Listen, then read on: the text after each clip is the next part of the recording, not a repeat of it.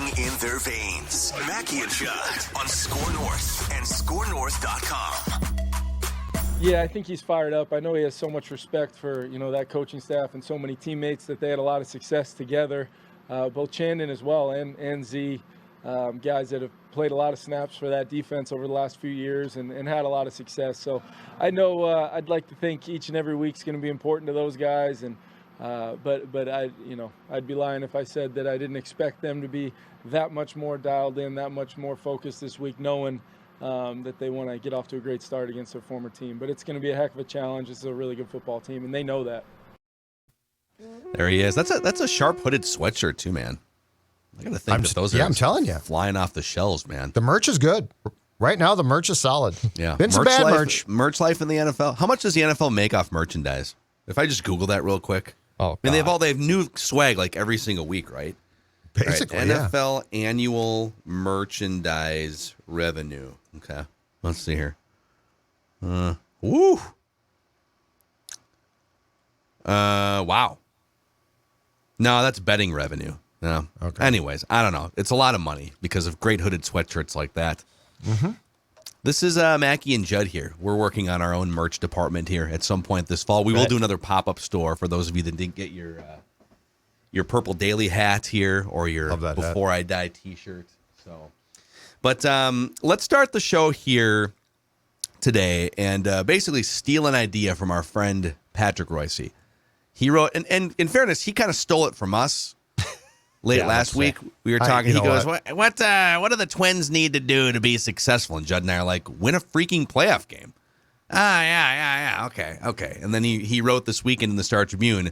Here are the goals or the bar needed to be met for each of. I think he named like the 4 men's professional sports teams.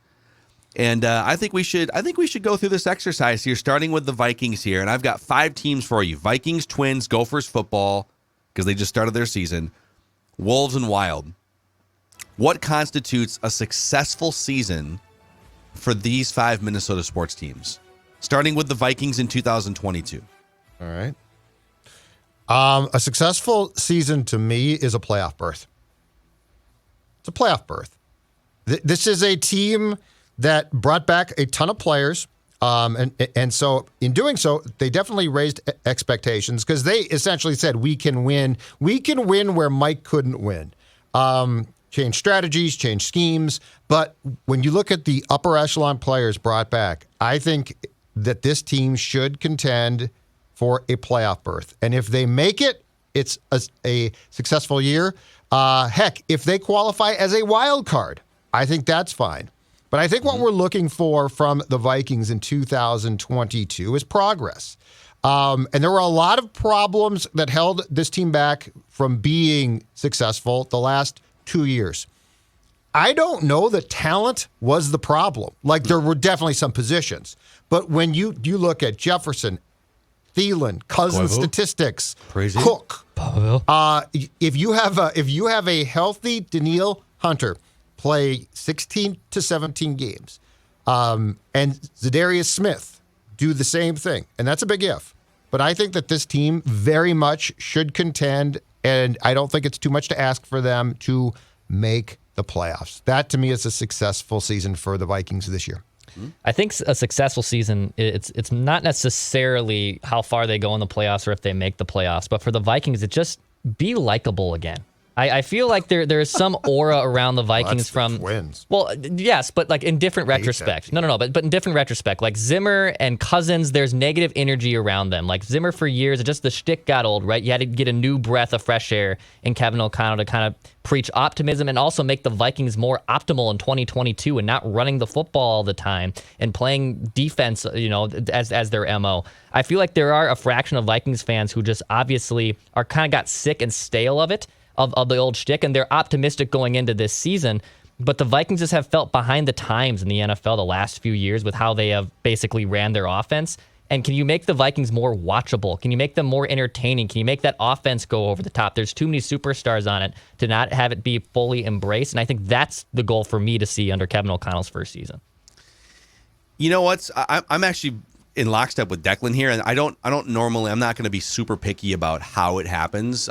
Generally my goal for the Vikings is win 10 games or more, and get back to the playoffs. So with Judd on that one. But I'm also putting kind of a sub-bullet point here for them, which is, and become a top 10 scoring offense. Right. And I don't think it's unfair to say top 8 scoring offense.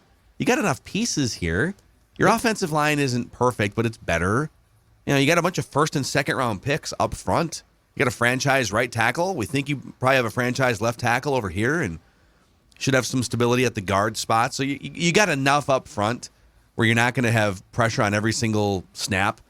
You got weapons galore. I mean, how many? There's probably maybe 2 or 3 teams that wouldn't take the Vikings' weapons, if that, around the league. So maybe it's my first goal is a process goal, which is become a top 10 scoring offense. And then if that happens, you should then win 10 or more games and get back to the playoffs. Yep. And I think a bonus goal would be to win a playoff game, because ultimately, you know, we say it on Purple Daily, we want the Vikings to win a Super Bowl before we die. So the ultimate bar is win a Super Bowl. I don't know that any of us are putting that exact goal on this year's team with a new head coach. I think it's fair to say that there's a process here that you have to go through, and maybe year 2 is the peak year. But top 10 scoring offense, win 10 games or more, get back to the playoffs. That is the baseline for success for the Vikings this year, with the eye on Super Bowl contention in 2023-24. That's very fair. Mm-hmm. Absolutely. And look, I mean, this is going to hinge, as much as there's going to be some people who hate to hear this, on Kirk as well. Like, the grand experiment is Kirk. And we could talk about, well, that's not fair to Kirk. It's a team. Well, actually, it's fair. He's the quarterback. And so, to me, this is the last gasp for Kirk of, can you do this? And I don't mean put up good stats. I know that. But can you take this team to where Phil said, which is a top 5 to 8 scoring offense, consistently making plays to win games, and then if your defense is strong enough, it should work out. But yeah, I think it's very fair to say that this should be a successful year, and that 2023, there should be a legitimate amount of pressure to be very good. I think that's where like my likable bin goes in. It's more with Kirk, right? Like, there are a ton of people who are just out on Kirk Cousins. This is the last hurrah. Even they're probably not even giving him a chance for 2022. He can win them back with how well he plays this season. He really can. He can change that perception. He has the ability, if he wants to change that perception. I think that's where my likable bin comes in. Yeah. Okay, so all right, that's the bar. And Judd, you did remind us here also, I don't want to leave Minnesota United out, so I'm going to sneak them in here real quick. And I know that you aren't exactly glued to MLS soccer games, but I will start us off for MLS, for Minnesota United. And I will say it's time to make a playoff run here. Yeah. I'm going to say the goal should be, at this point, you are what? You are year 6 of Adrian Heath, year 6 MLS. This is the best season they've had in terms of where they rank in total points in the standings. They got hot earlier this summer. Mm-hmm. So I will say get to the MLS Cup and lose. But play for the championship should be the goal for this season, all right? You had a heartbreak. Was it 2 years ago, the pandemic year? They had that playoff heartbreak. Oh, They officially became a Minnesota sports team in 2020. Yeah. And so I'm going to say, you know what? Make a run, guys. Make a run. So they started off cold. I think in the first portion of the year, they couldn't score a damn goal. Then they got super hot. I think they had an 8-1-2 stretch until they've lost like their last 2 matches. But that being said, yes, this team, 1, needs to make the playoffs. 2, they need to host a playoff game. And 3, they need to make a run. And I think what drives the fans of this team crazy, rightfully so, is at times the inconsistency, right? They're up, they're down, they're manic.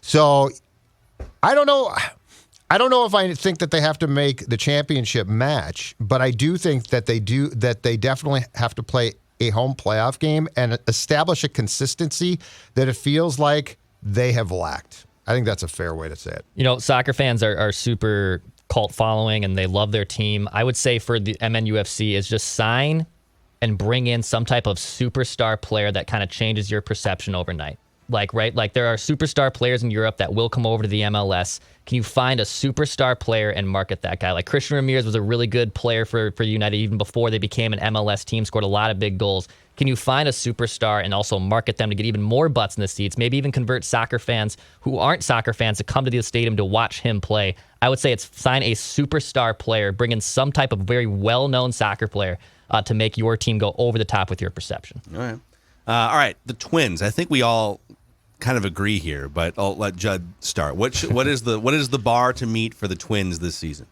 Win the damn division, and then win a playoff game. And this team now is at the point they drive me absolutely crazy. Like, they drive me bonkers. Like, I now despise this team almost as much as I did the Wild teams back in like 2016, 17, 18. Honest to God, they drive me up the wall. They are stupid on the base paths. I know they've got guys hurt. Everybody has guys hurt, okay? Everybody does. And as we've discussed extensively, they also have created some of their own problems when it comes to having guys hurt. And you know what? Buxton being out sucks. But if you tell me, well, I mean, if they had, Buxton's going to get hurt every single season at some point in time. The question is the severity. So my goal here for them is very simple. Win a division that's a complete embarrassment to baseball, and then go win a playoff game, and then we can talk. But when you've lost 18 consecutive playoff games, damn near impossible to do, I can't get past that. Win game. In fact, you know what? Here's the thing. Win the division, get in the playoffs, win game one. Oh, just win game one. So if they lose game one and they win game two, I'm just saying, what if they lose game one and then win the next two in advance? It's a failed season for you. Just win game one. Just honest to God. Failure. It's a failure. Don't get to 19. Don't get to 19 consecutive playoff losses. What's the difference between 18 and 19 at this point? Now, 20 is a round number, and then and if you get to 20, you're out. You guys go. I'm giving you my opinion. This team, I hate this team. God. All right, so win the division, win a playoff game. Yeah, but it's got to be game one. Don't get to 19 consecutive losses. Yeah, I mean it's win. Just win a playoff game, man. It's been almost 20 years. You've had numerous opportunities. You've had numerous different groups that have gone into the postseason. It's not just been the same one. Win a playoff game. I was hanging out with a friend on Friday night, diehard Chicago White Sox fan. Just born and bred in Chicago, loves the Sox, but knows that his Sox have been underachieving. He thinks Cleveland runs away with the division. He just still thinks that they'll eventually get past the Twins and the White Sox. But he said to me, I can't tell you as being a White Sox fan how much I enjoy watching the Twins lose so many playoff games. It brings him joy to watch Minnesota sports fans become so upset and angry with it, and I can't blame him. And of course, we're watching the debacle on Friday night, and he thinks it's hilarious how that game ends. But the goal is to win a playoff game. It's an embarrassing sports losing streak that I don't really think people know about outside of the division, outside of fans that watch the Twins every day. The goal is to win a playoff game, snap that losing streak. So. Yes, I've actually kind of changed my tune a little bit thinking about this. I think the goal should be a step above that, because here's what's going to happen. If we set the goal at win a crappy division, win a playoff game, all right, they win game one, and then maybe they play the Blue Jays or something, or the Mariners, and then they lose games 2 and 3 and they don't advance. Mm-hmm. Are people really going to, at the end of that series, breathe a breath of fresh air, a sigh of relief, and say, "Oh man, boy, they really cleaned our clocks in those second and third games of that series, but we won a playoff game"? Or will the conversation, and even on this show, will the conversation turn toward, okay, now it's been 20 plus years since you advanced in the playoffs, because now we got to go back to 2002 was the last time they advanced in the playoffs. Right. There's always some. So they can wipe all of this out by just winning 2 out of 3 games against a non-elite American League team, because they're not going to play the Yankees. They're not going to play the Astros. If they win the division, they will play, and the Mariners and the Blue Jays and the Rays are good teams, but those are not like daunting teams that you can't take 2 out of 3 games from. So they can end all of these, like 18 years since this, 20 years since this, they can end all of it by winning a crappy division with 85 or 86 wins and taking 2 out of 3 from the Rays or the Blue Jays. Mm-hmm. So my new goal is take 2 out of 3 from a non-division winning team. Go ahead. Just go do it. I've decided I despise this group so much. Win a playoff game and then get out of my way. Get me hockey season, football, basketball. I don't want to see you after that. I want you to win one playoff game, and then I'm going to banish you to your room, go play golf. I don't want to see you anymore. What is it? Because I also have had a hard time wrapping my arms around this team, and I have been very frontal saying that it's partially this team, but it's also just like 20 years of Twins disappointment, inertia that is feeding into my feelings about this team. What is it specifically about this team that pisses you off so much?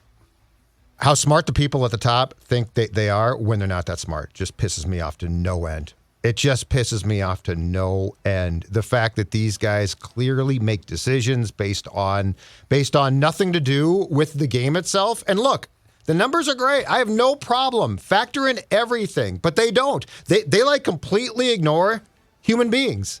And so it drives me, it pisses me off. Like, I know what they're doing, and they're running headlong into a damn wall every game. Friday night, Declan. I mean, that's embarrassing. That's embarrassing. And, I mean, Duran threw 11 pitches. You need to win that game. Bring him back. It's not that hard. And and by the way, he's not going to pitch on Saturday. So it's not like, well, he's going to come back the next night. If he was, that's my challenge in the playoffs. Do you guys have the intestinal fortitude to realize it's 3 games in 3 days? You can't just be like, well, Duran's out for tomorrow's game now. McGill will pitch. You idiots. So I hate the idiotic nature of the decisions being made.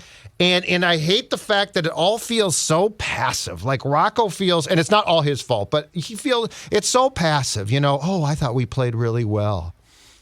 Dude, no, you don't. And the other thing, too, is can somebody get Dylan Bundy on the record to say this is the stupidest bleeping thing and I wouldn't come back here if you paid me $5 million next season? I mean, maybe if he had more support from the media like you, instead, maybe if you would apologize to him because he's been lights out the last month and a half. You know what? He might feel more emboldened if he had some more support. You know what? From guys like you. You know what though? But at least I had the guts to come out and rip him. And now I might be wrong. That's great, but I ripped him. These guys there's no there.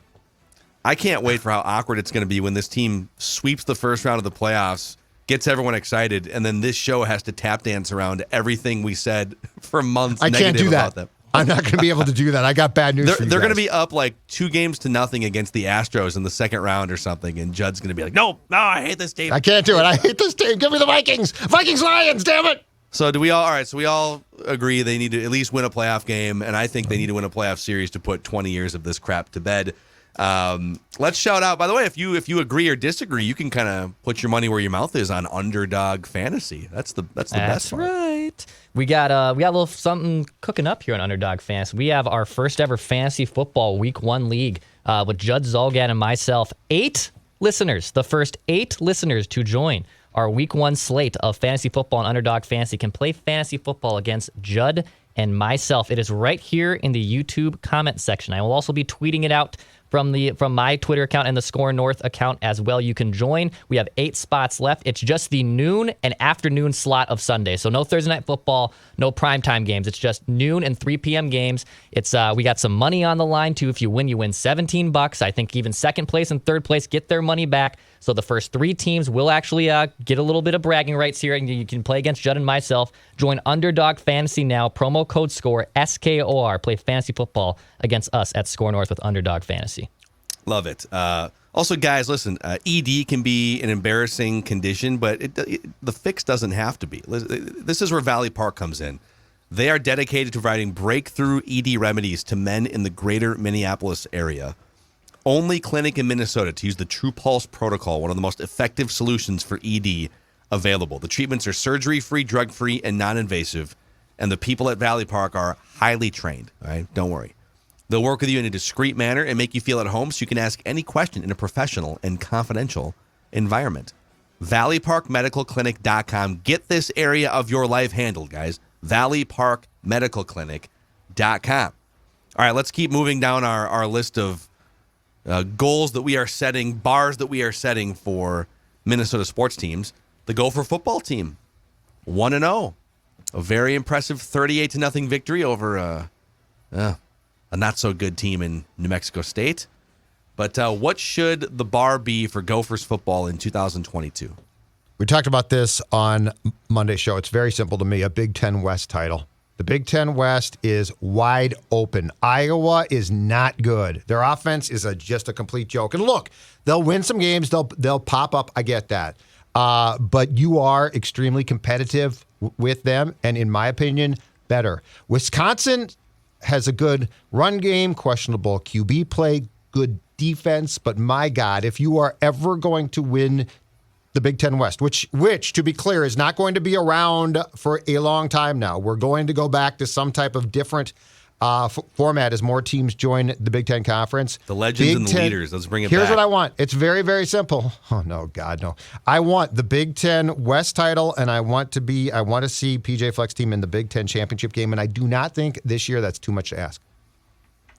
Yeah, win the West. You know me, devoted Gopher football fan here. But I do think they have been. The reason I don't care about Gopher football as much as the other teams is because when I was growing up as a young sports fan, I mean, I was watching Brian Cupido win maybe the Sun Bowl. There wasn't much of a highlight or a bar for me to get into Gopher football. But I do think when 2019, when they beat Penn State, that was a blast. That was the most fun I've ever experienced as a Gopher football fan, from afar even. So I think winning the Big Ten West, getting a New Year's Day bowl, if it should be the absolute groundwork for the Gopher football team to have a successful season. Boys, I'm going a step further. Okay, here we go. The schedule shapes up. It does. Iowa is not very good. Wisconsin is competitive. Gong show. This is the year that the Gophers should play in the Rose Bowl for the first time since 1960? 1960 something, whatever, the early 60s. Yeah. Okay, so just to be clear, the Rose Bowl is not part of the college championship this season? It is not part of and so the winner of the Peach Bowl and the Fiesta Bowl, I believe. So when the Buckeyes kick your ass in the Big Ten championship game, they'll go out. Okay. They go to the college football playoff. You know what? That's exactly what I said then. Yeah. So I'm basically saying what you guys are saying. I mean, Declan just laughed at me, but if you think about it, I'm saying the same thing you guys are saying, just differently. Yeah, no, you're correct. Win the division. Yep. Go to the Big Ten championship game. Get your ass kicked. Beat by Michigan or Ohio State, but you'll have at that point 40-5. You'll probably have 9 or 10 wins. Yes. Even if you lose that game, and you will kind of backdoor your way into the Rose Bowl against, I don't know, Oregon. I don't know who you're going to wind up playing. Maybe USC or something in the Rose Bowl. If they go, I feel like I have to go. I've never been to one. The Rose Bowl is. I feel like that's a definite thing because they won't be back before I die either. So like a bucket list. It would be a blast. Yeah. Like a bucket. Well, you're right by there, right? Like you're not far. I'm right by the Rose Bowl. Yes, I live only. Well, you're in Seattle. I'm saying you wouldn't only be about 25 hours away from the Rose Bowl. How long's the flight? Probably 4 hours. Is it really? Yes. You got to go. The all Rose the way Bowl is down. in Los Angeles. Right, but I thought out west you were closer than that because we're 4 hours, right? Here, let's look this up real quick. I don't think you're that far. Flight from Minneapolis to Los Angeles. Oh, that's 4 hours. Yeah, 2.5. It's 2.5 for me to go to Los Angeles. About 240. Yeah, 240. you're all right. close. Well, it's okay. It's about 4. It's still like a 3-hour flight though. You made it sound like I'm going to walk down the street to the Rose Bowl. No, I'm just saying that you're out west already. We're not, but I do feel like I should go. Like if the Gophers are in that game, I don't care if it's part of the college championship or not. I feel like I should be there. Yes, I agree because you don't know when you're going to see it ever again. And I probably won't. And you don't have to be like a top 5 ranked team. There's been several years where Wisconsin gets to the road, like 2 years ago. Wisconsin was 11th in the country when they played Oregon. Yeah. So you're probably going to have to win 10 games in the regular season. Otherwise, what would happen is like, the second best team in the Big Ten East would go. Like Michigan or Ohio State would go. So you definitely have to put up probably 10 regular season wins to make that happen. Okay. But this is the year to do it. For God's sakes, you got a 6th-year quarterback in Tanner Morgan. 5th-year starter, 6th-year quarterback. So come on, guys. Let's make this happen. Let's go. All right. The Minnesota Wild. What's the bar for the Minnesota Wild? I think it's a playoff berth. I think that they're going to be competitive. I think they're going to definitely take a step back as far as points go from last year. I don't think that is a bad thing. I don't see, unfortunately, and it's frustrating, unfortunately with this team, I don't see them, unless they get an incredible hot goaltender in the playoffs, I don't see them winning a playoff series in 2022-23. But I think that this franchise overall, especially with their depth in their prospect pool, is on the right track. But I'm going to say a playoff berth and a competitive first round. But I do think, to be very clear, when you're coming out of cap hell, this team needs to be competing for a cup at that point, because I am with all the fans that are tired of the same old here. So, I mean, yes, Judd's right that they're probably going to take a step back points-wise. They probably won't be as good as they were win percentage and point percentage-wise last season. They were a little bit of an overachiever. The goal is still a playoff run. The goal is a playoff. You've been to the playoffs 8 of the last 10 years with some okay teams. Last year, a really good team. You've had some really good teams that should have at least made it to the second round at least. They haven't been to the Western Conference Finals. It's just like the Twins. They haven't been there in 18 years, basically. So it's a playoff run. And to Judd's point, is that this year immediately? I don't know. It might be a little bit. They're getting out of cap hell. Their prospect pool is great, but I do warn, just like baseball fans too, just because you have the number one prospect pool does not mean you have 10 superstars that are just in your pipeline ready to pop and be the exact ceilings they're supposed to be projected at. But the goal is a playoff run for this team. They've made the playoffs too many times to just get waxed in 6 or 7 games. You got to absolutely make a run finally. I agree with Declan. Conference finals. I don't care that they put themselves in cap hell, but they have one of the best players in the NHL. They've got some good young talent, and I think they've got the best sort of GM coaching combo on the same page. Bill Guerin brings just this great foresight into an organization that made a lot of moves just on the fly. We're desperate. Oh my God, we're losing in February. Let's make a trade. Bill Guerin has this great hockey foresight. And so I don't accept that they're just going to fall out of contention and miss the playoffs. I think they're going to get in. And then I think once you're in with Kirill Kaprizov, anything's possible. It's the NHL playoffs. You're not going to be favored necessarily, but I still say get to the conference finals for the first time in 20 years. I'm not going to boot them out of town if they don't get there, but that remains the goal in a sport that is very volatile once you get to the playoffs. Let's make it happen. How good is Colorado going to be again this year? Very good. Should be good. Very good. Lose any key pieces? The conference is going to be tough. Kadri signed with Calgary, so he was their second line center, and he is very, very good. So yes, they will be. They did lose some pieces, but I think the conference overall is going to be tough. Like, it's a good conference. And that brings us to the Minnesota Timberwolves, the splashiest team of the offseason. So we've been very frontal on Flagrant Howls, myself and Kyle Tigey, that 50 is nifty for this year's team. It's been 18 years since this team won 50 games in the regular season. So let's start there. Let's become a 50-win team for the first time since the Kevin Garnett era was at its peak. So that's all I want to see, a 50-win regular season. And I'm open to a playoff run, obviously, but the first goal is dominate the regular season with Rudy Gobert, 50-plus wins. I think with what this team has done and the trade for Gobert and the price of that trade, I need a playoff run from them. I need a playoff run. I need, at the very least, a first-round win. I would actually apply, Phil, what you said as the goal for the Wild. I would apply that to the Wolves. Western Conference Finals. Why not? Wow. Like, what's holding that? But yes, the conference is good. I totally get that. But when you look at what this team has, Ant, who is an emerging star, if not just a flat-out star, Cat, who, by the way, should take a significant step in maturity now. Like, we cannot see what we saw in the Memphis series from Cat ever again, in my opinion. Gobert, who's going to help take some of the inherent pressure on Cat on and off the court off of him. Why not? Why not a Western Conference Finals for a well-coached team that definitely has talent? Yeah, I think, well, my comeback to that would be baby steps for the franchise. They've come nowhere near any of that in 18 years. But yeah, like when you start to look at the talent on the team, there should be a big step forward. I think we're just kind of dealing with, 20, 30 years of franchise mediocrity. So, Declan, what do you think? Yeah, it's probably win a playoff series. The bar is still, I think, lower for them, but Wolves fans are hungry, pun intended, to see this team actually be successful, for God's sakes. And Rudy Gobert, they made a big trade to get him. I would love when the Wolves were good last year, dude. It was awesome. That playoff run, even though they bowed out in 6, that was the most fun I can remember having as a Timberwolves fan since KG's run of the Western Conference Finals. Even the Jimmy Butler season, they got off to such a nice start before Jimmy tore his meniscus. But by the time the playoffs rolled around, there was just a stale taste. They had to fight and claw just to get to the 8th seed. And it just felt like last year was such a good step forward. And then when you'd make the big move for Rudy Gobert, it changes your perception. I think the goal is at least winning a first-round playoff series for the Wolves. Yeah, that's fair.